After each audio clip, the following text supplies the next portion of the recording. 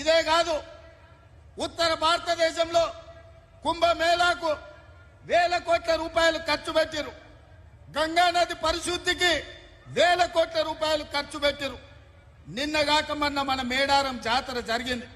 ఇప్పుడే మా అక్కని సీతక్కని అడిగిన, అక్క మేడారం జాతరకు కేంద్ర ప్రభుత్వం ఏమిచ్చిందంటే ముష్టి 3 కోట్లు ఇచ్చిండ్రు, మనం అవి ఆడుకోలేదు. 150 కోట్లు మన రాష్ట్ర ప్రభుత్వం ఇచ్చిన ఖర్చు పెట్టి మేము అభివృద్ధి చేసామని అక్క చెప్పింది.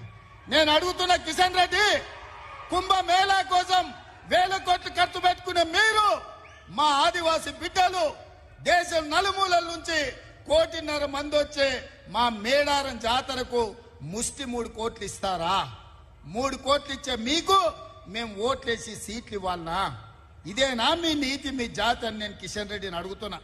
మేడారం జాతరను కుంభమేళాలాగా జాతీయ పండుగ కింద గుర్తించండి అంటే మేము ఇవ్వము, మేడారం జాతరకు జాతీయ గుర్తింపు ఇవ్వంపు అని కిషన్ రెడ్డి అక్కడ మేడారం వచ్చే చెప్పిపోయింది. మా మేడారం జాతరకు జాతీయ గుర్తింపు ఇవ్వని సన్నాసులారా, మా మేడారం ప్రాంతంలో ఓట్లెట్లు అడుగుతారు?